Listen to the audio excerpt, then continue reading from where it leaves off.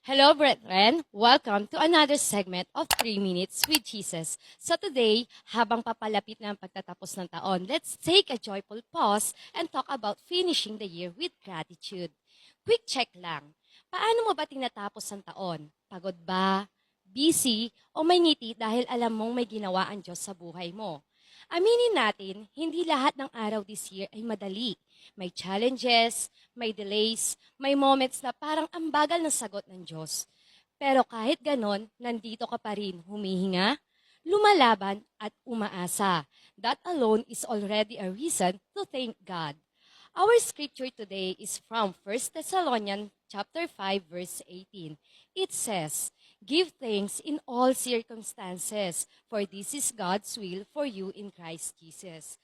Alam nyo, si Apostle Paul wrote this letter while the believers in Thessalonica were going through tough times, persecution, stress, worries, and uncertainty. Kahit ganon, what did Paul do? He reminded them to give thanks in all circumstances. Hindi sinabi ng verse na magpasalamat lang kapag okay ang lahat. Hindi rin sinabi na magpasalamat lang kapag may blessing na nakikita. Ang sabi, give thanks in all circumstances. Ibig sabihin, kahit nasa gitna ka ng proseso, kahit hindi pa tapos ang iyong kwento, pwede ka pa rin magpasalamat dahil kasama mo ang Diyos.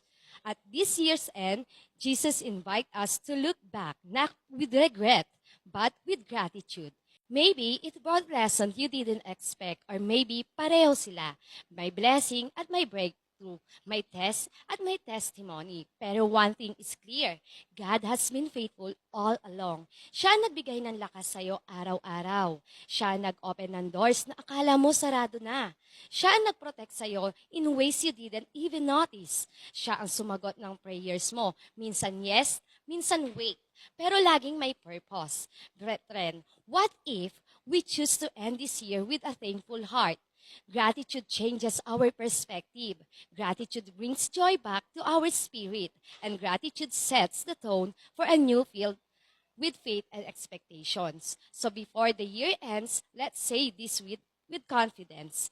Lord, thank you. Salamat sa bawat araw, sa bawat lesson, at sa bawat blessings. Ikaw ang naging tapat at ikaw pa rin ang aasahan ko. Let's finish this year full of gratitude and enter the new year full of hope, faith, and joy in Jesus. This has been 3 Minutes with Jesus. God bless you and God faithfulness overflow in your life in the coming year.